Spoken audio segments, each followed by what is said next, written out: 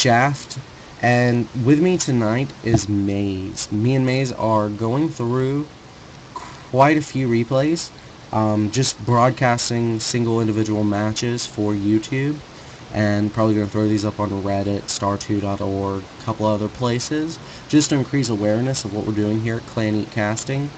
Different shows we're doing, MxGMaze, Zerling Roundup, The King of the Hill on Thursday nights. And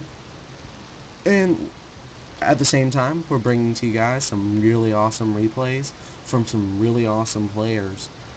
Just, going through the creme de la creme. Here's Maze, man. What's going on, guys? How's everybody doing? Shaft, how are you? Doing great, dude. Doing great. We've gone through a really good match. That was J-Echo versus Axlav. And this time, we're actually going to be looking at LZ. I believe this is LZ Gamer, also of Evil Geniuses, against his teammate FRAER. Not really sure if I'm pronouncing that right, but this is going to be another Zerg vs Protoss from two teammates, one of which was with Evil Geniuses. So some similarities in what we're doing tonight, I guess, and that's completely accidental, in fact. In any case, let's go ahead and get this thing started. 3, 2, 1, go. Here on the top left-hand side of this is MLG Antiga, because it has a blue crystal at the originally gold base. But yes, on the top left-hand side in the green Protoss trunks is roxsikFraer. And on the bottom right-hand side of that same map, in the purple Zerg trunks, we have roxsikLZ. Yes, go ahead, buddy. Shaft, how do you feel about this map in PvZ? Who do you think it favors?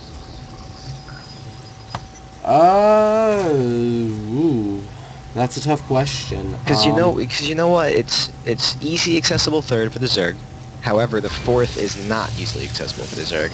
And there's also some wide open areas in the middle of the Zerg and get surrounds on the Protoss, but there's also some key choke points when you get closer to your base with that little seemingly black hole in between your main and your third that can be cut off with force fields and stuff. I don't know. Some people say that it's really, really Zerg favored, just because they can get to third base quickly and then just relentlessly pound you, and some people think that it's really bad against Zerg because there's no way you can. It's really tough to hold a fourth base. I don't know. The only thing I have trouble with is if it's not cross positions. The close rush distance can become a bit of an issue. And for me, that is really what makes the difference, is if it's not cross positions. Other than that, I think it's about tit for tat. I like it for both. You know what I mean? Yeah. I like it for Broodlords specifically. I think Blink Stalkers are also really good on this map, but Broodlords, excellent. It's got good positioning for roaches, wide open spaces like you mentioned. It's about where you choose to engage. If you are the type of player who waits till the very last second to make your army, and your opponent can get control of the area you were talking about, yeah, you're screwed. But if you can adapt your playstyle based on the map and based on what you scout from your opponent, if you play StarCraft the right way, no, you're fine. Yep. There's that quick third coming down from LZ. Yeah, actually, this is pretty interesting here because roxsikFraer has chosen to...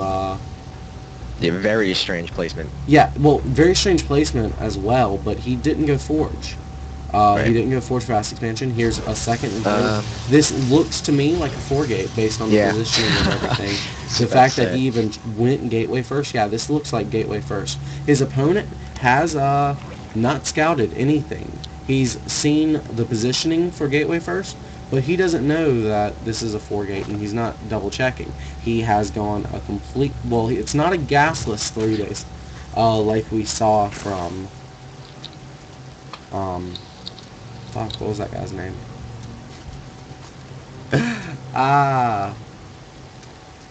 It's on the tip of my... Yes, thank you. Yeah. From J-Echo. This isn't the gasless, but You know, this is just 3-gate to deny the third. yeah, I mean it could be. It could be. But there's so many lings on the field. Yeah, there's a lot of lings here on the field. It's two stalkers, however, a zealot. They're trying to run away, but they've taken a lot of hits in there. It probably could have been a little more cost effective if they just tried to fight outright. Here's another stalker being sent into the fray. And actually FRAER doing a really good job killing off these Zerglings. LZ is getting punished a little bit. Both players trying to choose their engagement very, very carefully. Just microing back and forth. He's not expanding behind this. I just don't understand why he didn't just make this a 4-gate. Yeah, this is... Why go all in with 3 gates? This is very, very true. But then again, he knows he's forced a lot of Zerglings out of his opponent, and he's actually 5 Harvesters ahead, so no matter what, he's winning at this point. It's 3 base to 1 base. I mean, you've got a very good point there. And he's got some sentries there. Comes down the Nexus, the natural. I just think it's really, really too late. And yeah, and here's a huge Ling attack coming here for LZ. LZ is just turning the aggression completely up. There's a lot of sentries here. If the sentries can hold, maybe FRAER will have a chance. I'm not sure. LZ is getting a really good surface area here on these sentries. Sentries have now finally force-fitted themselves in. However, the Lings are free to attack the Nexus as they see fit. They're trying to just sneak around, get in past the force fields. Force fields are, well, there's no more energy for force fields. So the sentries go down. GG goes down for FRAER. Oh yeah. My gosh, LZ performing excellently there. I don't know what I just saw there, Chef. That just seemed like really, really, really silly, and just it didn't make sense. It didn't make sense. If he was gonna put that much effort into stopping the third and delay his expansion that much, you could still do that with a 4-gate. You could still 4-gate and expand behind it. Yeah. If a Zerg takes a really, really early third, which he did, it was like a 4-minute third. Yeah, you can 4-gate and expand behind it, but if you're going to 3-gate and then not expand behind it, it just doesn't make sense. I agree, man. I think he was trying to 4-gate and maybe like forgot to build a warp gate there. Who knows? Because I was looking at it and I was even thinking it was a 4-gate. Like, yeah. But and then you corrected me, and yeah, you're right, dude. That was not the best play there. LZ choosing to play incredibly greedy, and then just as soon as the opponent tried to expand, took his greedy build and turned it into an incredibly aggressive one.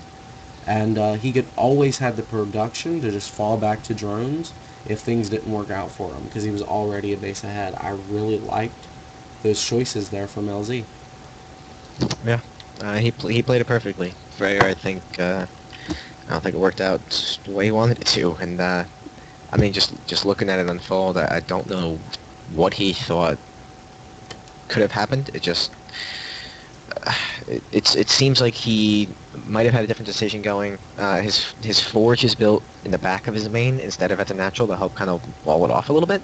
The pylon was not built at the front of the ramp; it was built behind it. He could have built the pylon there, and then the forge there, maybe drop another cannon, complete that little half wall, and then when the sentries were built behind it, they would have done a much better job holding against these Zerglings, but it just... I don't know, it seems weird, man. It seems weird. I know exactly what you mean, man. Alright, well, we will be concluding this particular episode, but stick around, guys, if you're listening to this live, because we've got another replay coming right up for you guys. And see you there.